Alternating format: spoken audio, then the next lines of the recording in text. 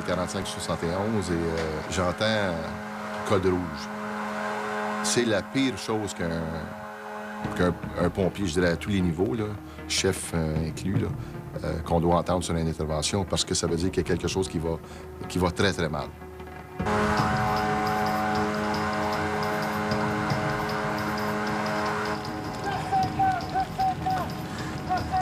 Quand je donnais mon code rouge, c'était clair, clair, clair. Là. Je voyais orange, jaune. Là, je voyais le feu, là, c'est rouge.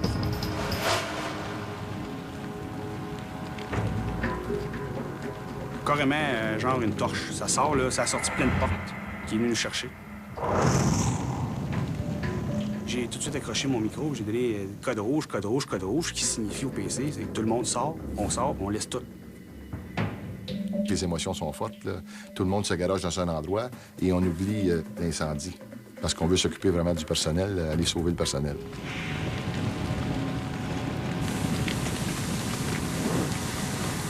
Là, au même moment, bien là, le pompier bois puis le pompier Lalande, d'instinct, reculent.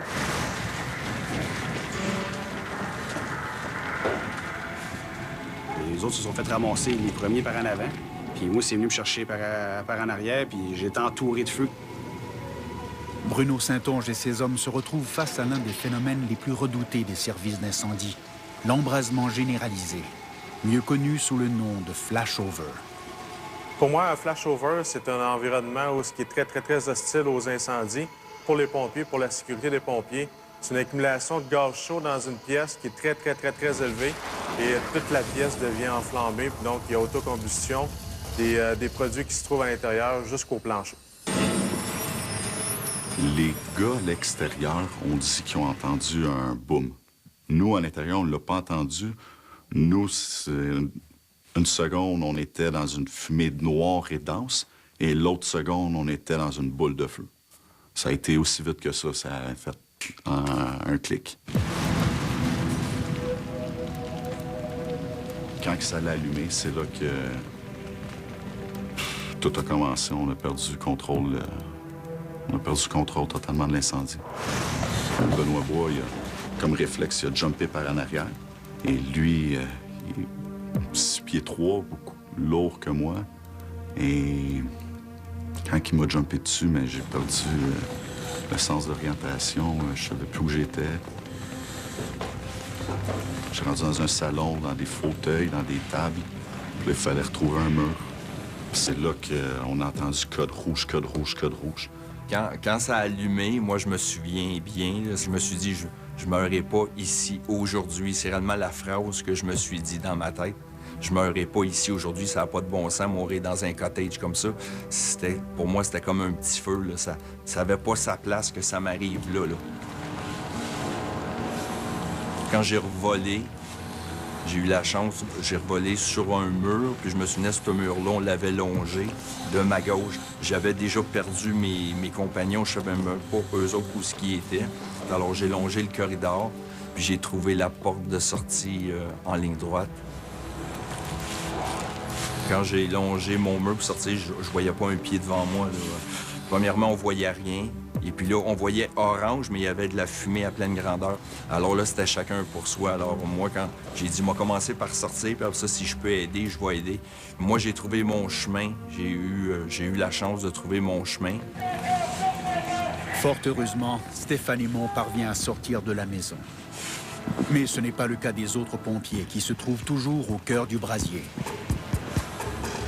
En effet, Benoît Lalande et Benoît Bois vivent des moments difficiles.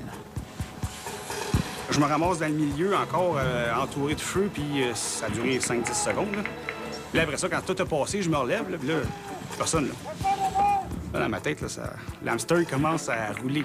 Qu'est-ce qui se passe? Là, j'appelle mes gars, j'avance un peu plus vers la porte de cuisine. Puis là, je les appelle, ça répond pas. Là, je crie, j'entends toujours pas. J'entends le crépitement du feu, mais j'entends personne.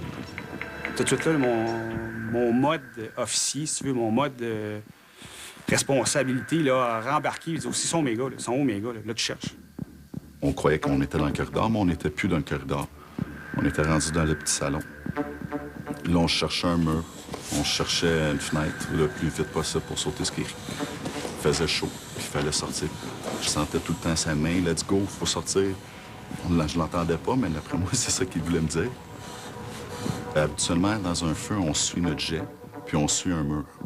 Tout le temps, une main au mur, main droite au mur, on suit un jet, parce qu'on voit rien du tout. Alors, c'est le même qu'on s'oriente dans un incendie. Mais là, quand Benoît Bois a jumpé sur moi en arrière, on a lâché le jet, on a lâché le mur, puis on savait pas qu'il y avait une porte du côté gauche dans le corridor, là. On pensait qu'on était dans un corridor, puis là, on est rendu dans un salon. Benoît Bois et Benoît Lalande se retrouvent dans une situation extrêmement dangereuse.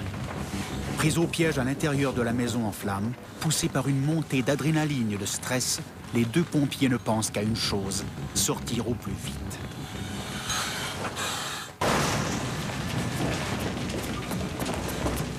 Une alarme incendie se transforme en un véritable cauchemar pour des pompiers pris au piège à l'intérieur d'une maison en feu. Pourtant, rien n'annonçait un combat contre les flammes aussi périlleux.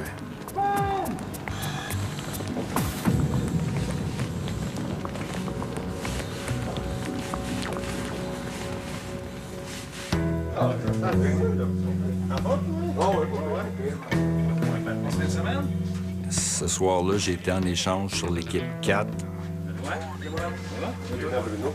C'était au mois de juillet, alors il y a bien des vacances, des choses comme ça.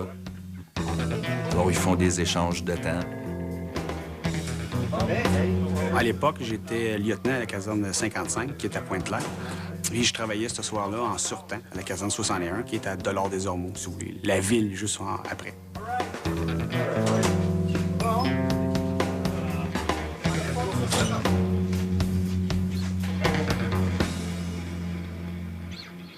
Ben, ce soir-là, l'alarme a sonné.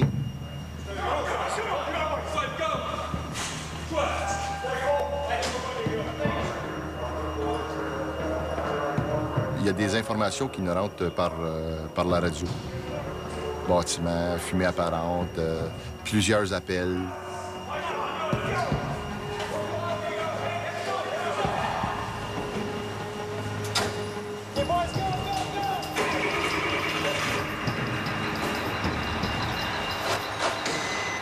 Quand tu réponds sur un appel, puis déjà que tu as la centrale qui dit plusieurs appels, puis que tu arrives 2 coins de rue, puis tu vois déjà le feu sortir par la porte de garage, déjà là, tout est en mode, là, tu penses. Tu dis, OK, bon, on arrive là, le feu sort là.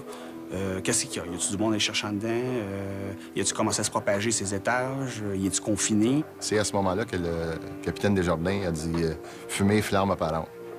Là, les battements de cœur augmentent. On voyait l'incendie d'assez loin, puis on sentait dans l'air, quand il y a un gros incendie, on sent la fumée de très, très loin. Et sur les ondes, on a reçu comme information qu'il y avait plusieurs appels entrant à cette adresse. On a monté la rue Lake. En montant la rue Lake, on a vu le fly, comme on dit, nous, comme dans le jargon des pompiers. On a vu le fly, on a vu l'incendie. On a dit, ouais, ça va être un bon incendie. Lorsqu'on est arrivé, le feu sortait de la porte de garage et le père était en avant et disait qu'il y avait encore du monde à l'intérieur, il y a du monde à l'intérieur, j'ai encore ma famille à l'intérieur. En tant qu'officier, je peux pas me permettre de conclure qu'il y a personne en dedans. Donc là, on va tomber en mode attaque et recherche. On va rentrer avec une lance, parce qu'il faut toujours rentrer avec une lance, une ligne de vie qu'on appelle. Puis là, on va regarder, on va chercher, on va appeler.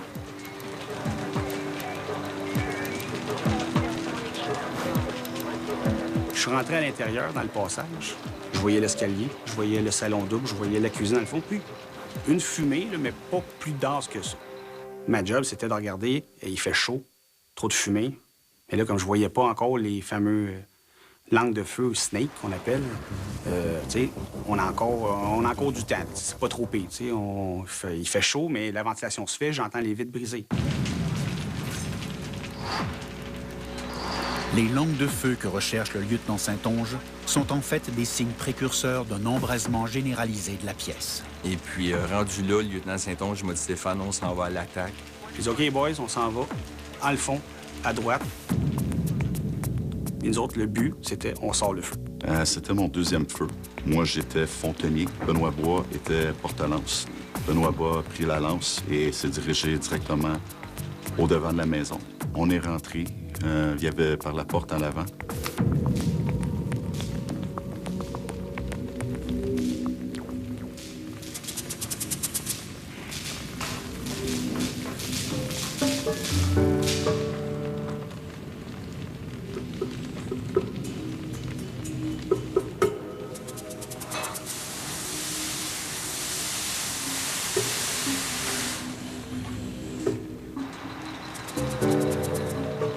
Là, on est rentré en dedans.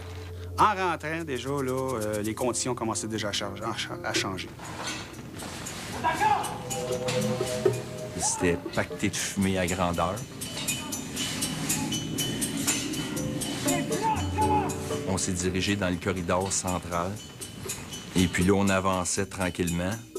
Ça commençait à être chaud. On avait une information qu'on n'avait pas, c'est que le propriétaire de la maison avait laissé la porte de garage qui donne dans la cuisine entrouverte. Il y avait une partie des gaz chauds qui rentraient dans la cuisine. On redoute surtout ces gaz hautement inflammables parce qu'on ne peut pas les contrôler. C'est à partir de ce moment-là que la température au niveau de la pièce augmente énormément et on va atteindre notre point qu'on redoute le plus, qui est le flashover, à partir du moment que mes gaz vont avoir atteint 609 degrés Celsius. Les pompiers constatent assez rapidement que la maison est vide, que personne n'est pris à l'intérieur. Ils peuvent donc se concentrer sur la recherche et l'extinction du foyer d'incendie. Lorsqu'on a eu une intervention comme ça, il faut évacuer les gaz. Parce que c'est vraiment un presto, le feu. Il est gonflé. C'est carrément que ça. Faut juste dégager la pression à l'intérieur, qui sont les gaz chauds. Et la façon la plus facile, c'est au toit. On dégage on rouvre le presto.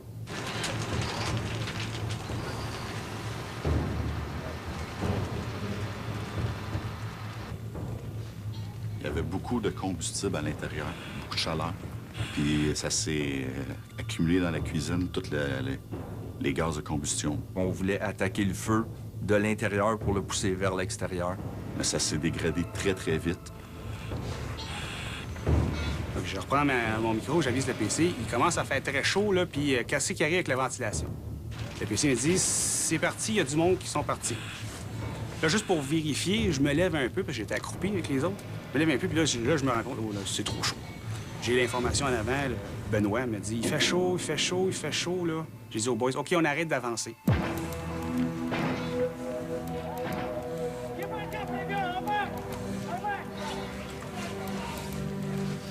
Quand on était rendu comme dans la cuisine, c'était très chaud rendu à cet endroit. Moi, en étant le quatrième, c'était moins chaud pour moi, là.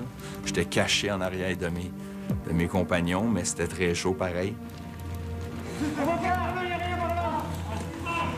J'avais pas beaucoup d'expérience dans ce temps-là, alors moi, je me fie beaucoup aux autres boys alentour de moi qui ont beaucoup d'expérience. Nos bunkers commençaient à quasiment nous coller dessus et on sentait la chaleur intense. Puis, comme là, Benoît Bois nous criait qu'il faisait chaud, il fait chaud, il fait chaud, il fait chaud, essayait de reculer. Mais là, on était tous pactés un en arrière de l'autre. Puis on avait de la misère à se communiquer dû au bruit et tout. Puis ce qu'on a su par après, c'est quand ils ont fini de ventiler la dernière fenêtre dans la cuisine, qui se trouve être la salle à dîner. C'est là qu'est arrivé, on a eu des informations comme quoi il y a eu une détonation, un boom. Mais on n'a jamais su c'était quoi. Puis au même moment, c'est là que ça allait allumer.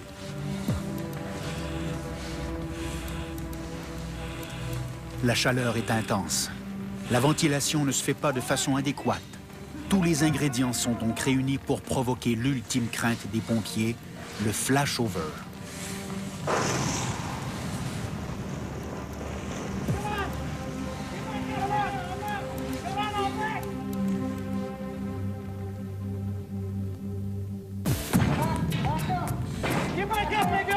Une équipe de pompiers se retrouve prise à l'intérieur d'une maison en flammes.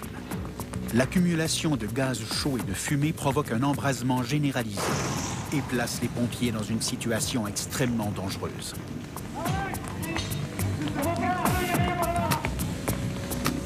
On n'a pas eu de signe précurseur. On en avait. Il faisait chaud. Il y avait de la fumée, mais ça, c'est rien d'anormal quand tu rentres dans un feu. Puis la ventilation se faisait. Puis il n'y a pas eu de signe, genre des langues de feu ou des snakes qu'on appelle, qui t'avertissent qu'il se passe un phénomène.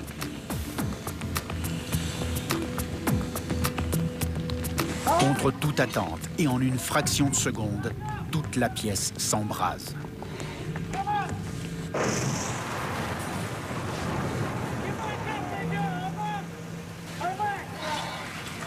Là, on s'est fait envelopper dans le feu. Pas longtemps, ça a duré, je dirais, 5 à 15 secondes. Mais ce moment-là, quand que je me suis fait envelopper par le feu, j'ai eu une réaction normale. Je me suis recrouvillé.